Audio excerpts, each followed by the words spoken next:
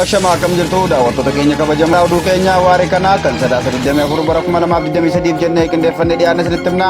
Murni bilxiginnaa ba'aa shaggarraa naafantaalee keessatti manneen uummataa gubuu, saamuu fi uummata qeerraa godaansisaa jiraachuun beekame. Jaalul Gufaa Diinaa guutuu gabaasa kana akka taanutti isiniif dhiyeessa.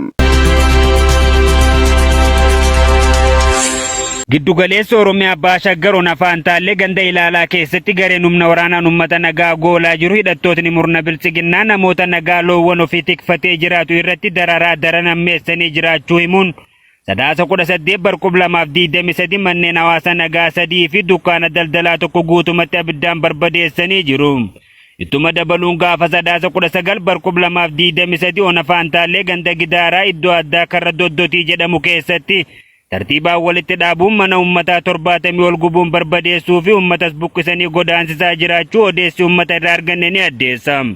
Haaluma kanaan Naafantaalee kana keessatti gaafuma sadaasa 18 bara 2023 kana nama nagaa jireenya ofii geggeeffatu kan maqaan isaa Fantaalee Hawaas jedhamu rasaasa 3tti dhukaasuun kan ajjeesan yoo ta'u, nama Rooba Hawaas jedhamu cuubee waraanuun kan miidhanii fi yeroo ammaa yaalaaf hospitaala galee akka jirus dabaluun dubbatu.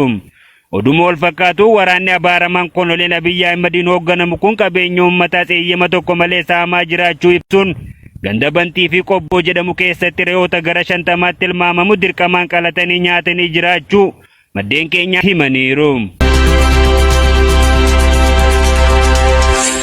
Lixa Wallaggaa aanaa Jaarsoo fi bulchiinsa magaalaa Buraayyuu keessatti namoonni nagaan hidhattoota sirna PPtiin ajjeefamaa jiraachuun beekame.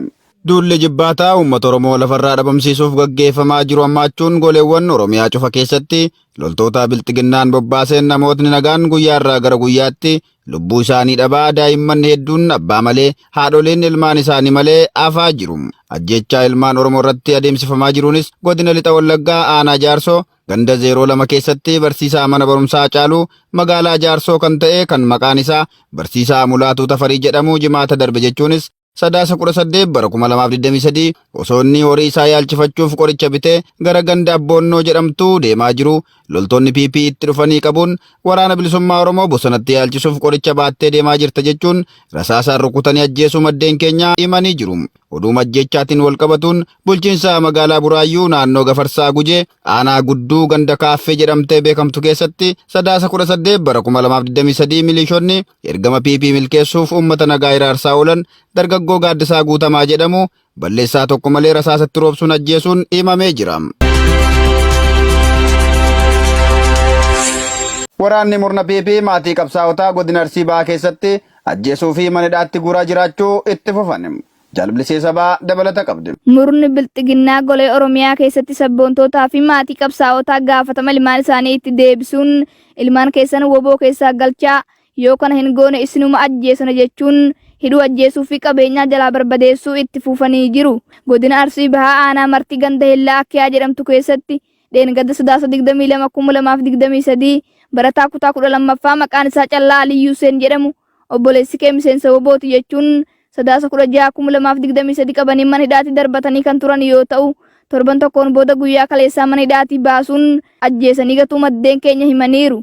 Godinuma Arsii Bahaa aanaa Jajjuu keessatti ammoo sabboontoota Oromoo woboo deeggartuu maqaa jedhu itti maxxansuun mana hidhaatti guuraa kan jiran yoo ta'u, namoonni hidhamanii jiran maqaan isaanii Kamaaloo Hajii, Abaabaayee Hussein, Baayiluu Gizaaw, Maalkaa Hawaas, Warqii Gumbii, Guddataa Milkii, Milkii Wanjii fi Badhaadhaa Tufaa jedhaman badii tokko malee maqaa deeggartoota wobooti jedhuun warri hidhamee dararamaa jiru ta'uu maddeen keenya dabaluun ibsaniiru.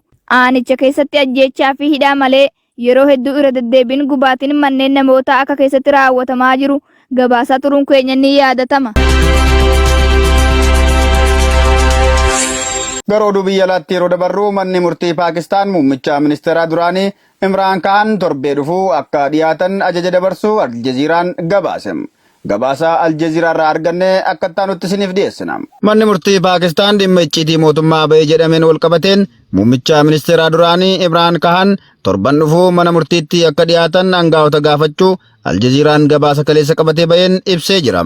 Manni murtii addaa seera icciitii qabeessa ta'e jalatti magaalaa guddoo Islaambaaditti kamisa kaleessaa hundeeffame akka jedhetti Kaanii fi ministeerri dhimma alaa duraanii Shaah Mehmood Qureeshi kan mana hidhaa keessa jiran sadaasa 28 mana murtiitti dhiyaachuu qabu jedhee jira. Kaan erga baatii hagayyaa keessa dhimma biraa kennaa mootummaa seeraan alaa fi mootummoota biyya alaa irraa bara 2018 hanga 2022tti muummicha ministeeraa turetti argate gurguruu waliin walqabate yeroo jalqabaaf uummata duratti dhiyaata jedhamee jira. Amma ajajni mana murtii kun hojiirra ooluu isaa ilaaluu qabna jechuun abukaatoon kaan Naa'em Paanjuutaa kamisa darbee barreeffama Tiwiitarii isaa irratti maxxanseen ibsee jira. Kaan maanguddoo ganna 71 yoo ta'u eebila bara 2022 paarlamaa keessatti sagalee amantaa erga dhabee booda muummicha ministeeraa ta'urraa kaafamee jira. Aangoo muummicha ministeeraa irraa kaafamuu isaas shira Ameerikaan mormitoota siyaasa isaa fi waraana humna guddaa qabu waliin ta'uun xaxxa jechuun komachuu Aljaziiraan gabaasee jira. Daawwattoota keenya kabajamoo keenyaa saafaa kanaaf jennee qindeeffannee dhiyaanne asirratti booda nan ga'utti deemutti turtii gaarii qabaadhaa jennee.